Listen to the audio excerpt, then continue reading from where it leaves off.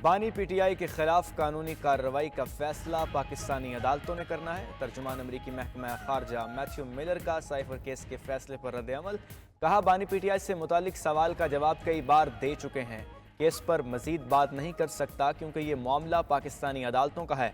हालात को मद्देनजर रखकर हम मुख्तलिफ ममालिक के बारे में फैसले करते हैं।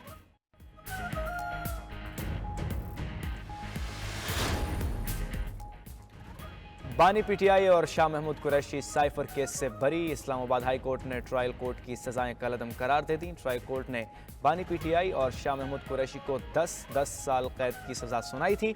अदालत ने सजा के खिलाफ अपीलें भी मंजूर कर ली। मुख्तसर तहरीरी फैसले में अदालत ने लिखा, 30 जनवरी का ट्रायल कोर्ट का फैसला कलअदम करार दिया जाता है।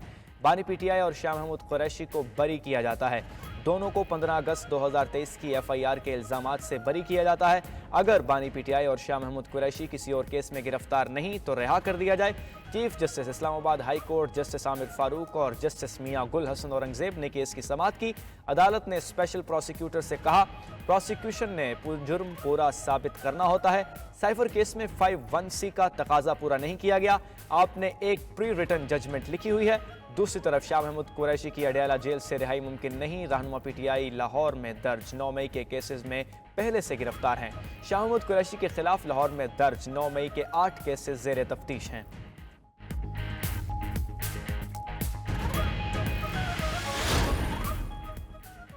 साइफर केस में बानी चेयरमैन की बरियत पर पीटीआई का जश्न, मिठाइयां तकसीम की गईं। अदालती फैसला सुनते ही पंजाब असम्बली के जारी इजलास में अरकान ने डेस्क बजाकर खुशी का इजहार किया। चेयरमैन पीटीआई बैरिस्टर गौहर ने कहा, पाकिस्तान की 25 करोड़ आवाम के लिए ये खुशी का दिन है। एक नाहक और बेबुनियाद केस का खात्मा हुआ। अलीमा खान ने कहा, अदालती फैसले पर हम खुश हैं। तमाम केसेस से सुरखरू होंगे। उनका मकसद यही है कि बानी पीटीआई बाहर ना निकलें। असद कैसर ने कहा, पूरी दुनिया जानती थी साइफर केस बेबुनियाद है और मनगढ़ंत है। हम झुकेंगे ना डरेंगे, आगे बढ़ेंगे। मेहरबान कुरैशी बोली, तवील जदोजहद की बदौलत इंसाफ का बोलबाला हुआ। बानी पीटीआई ने कहा था, साइफर केस मुंह के बल गिरेगा। जैन कुरैशी ने भरपूर सपोर्ट पर कारकुनों का शुक्रिया अदा किया। पीटीआई के सीनियर रहनुमा मोनिस इलाही ने कहा, तहरीक इंसाफ की जीत और इंसाफ का बोलबाला हुआ। बानी पीटीआई जल्द हमारे दरमियान होंगे। हुकूमत साइफर केस के फैसले पर नाखुश। हुकूमती तर्जुमान बैरिस्टर अकील ने अदालती फैसले पर अपने रद्द-ए-अमल में कहा, अदालतों को इदराक होना चाहिए, साइफर हकीकत है। कौमी सलामती पर कोई समझौता नहीं हो सकता। कौमी सलामती के दस्तावेज को लहरा कर सियासी मकासद के लिए इस्तेमाल किया गया। यह कोई आम मामला नहीं था। कौमी सलामती के साथ खेला गया है, इसकी माफ़ी नहीं है। तफसीली फैसला देखकर अपील में जाने या ना जाने का फैसला किया जाएगा। वजीर इत्तलात अता तारर ने न्यूज़ कॉन्फ्रेंस में कहा, बानी पीटीआई नहीं तो पाकिस्तान नहीं कहने वाले किसी और मुल्क में चले जाएं। मुतनाज़े ट्वीट पर आधी पार्टी कहती है ट्वीट किया और आधी कहती है नहीं किया। पीटीआई कौल और फेल में तजाद की वाज़ेह मिसाल है। वज़ीर आज़म शहबाज शरीफ 5 रोज़ा दौरे पर आज चीन जाएंगे। चीनी क़यादत से मुलाकातों में पाकिस्तान पर वाजिबुल अदा $15 अरब का कर्जा रोल ओवर किए जाने का इम्कान।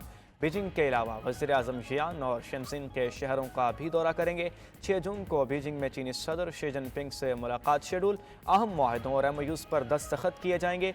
ML1 रेलवे लाइन ट्रैक के नज़रसानी शुदा मुआहदे और CPEC-2 के हवाले से अहम मुआहदे होंगे।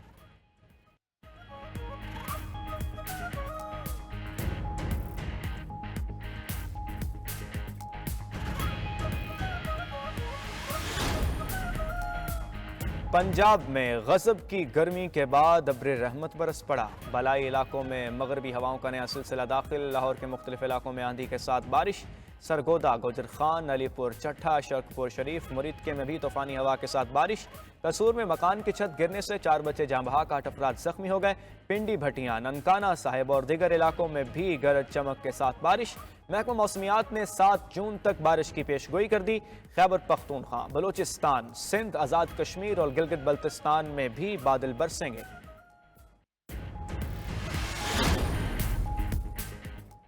शदीद गर्मी के साथ बदतरीन लोड शेडिंग। मुल्क भर में एलानिया और गैर एलानिया लोड शेडिंग का सिलसिला जारी। बिजली का शॉर्टफॉल 5172 मेगावाट तक पहुंच गया।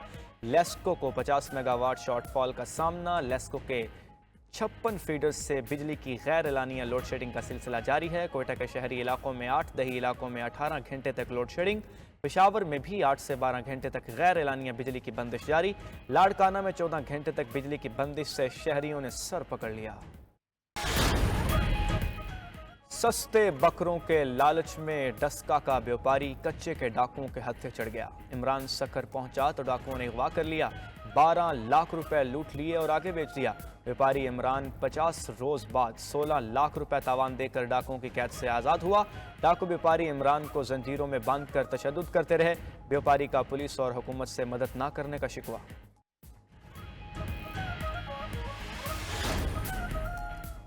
कौमी असम्बली का बजट इजलास बुलाने का शेड्यूल एक बार फिर तब्दील। वफाकी हुकूमत का बजट 12 जून को पेश करने का फैसला।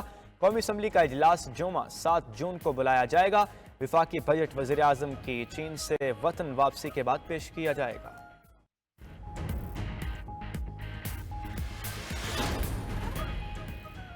इस्लामाबाद के नून लीगी MNAs ने इलेक्शन ट्रिब्यूनल पर अदम एतमाद का इजहार कर दिया। इलेक्शन ट्रिब्यूनल की शफाफियत और गैर जानिबदार होने पर एतराज़ात उठा दिए।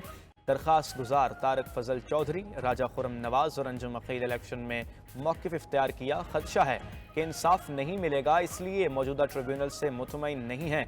उधर ट्रिब्यूनल की तब्दीली की दरख्वास्तें समाअत के लिए मुकर्रर। इलेक्शन कमीशन आज समाअत करेगा।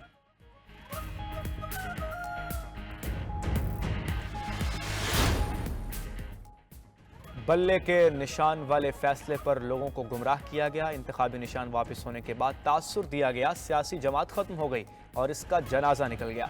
सुप्रीम कोर्ट में सुन्नी इत्तेहाद काउंसिल की मखसूस नशिस्तों से मुताल्लिक केस की समाअत के दौरान जस्टिस जमाल मंदोखेल के रिमार्क्स।